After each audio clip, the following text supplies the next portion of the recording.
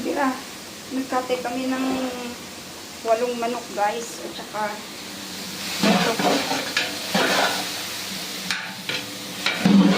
Ipamimigay ko sa sabi mahihirap daw.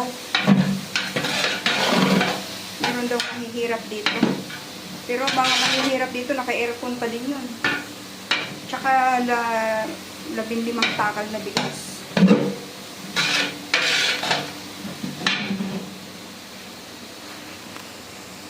15 takal na rice. Hindi natin natuto para bumango-bango konti. Hindi natin i-direkta sa ano. So, ayan yung DI. Nakababad na yan sa lemon, sa vinegar. Tapos nilagyan ko ng konting coco para maalis yung lansa.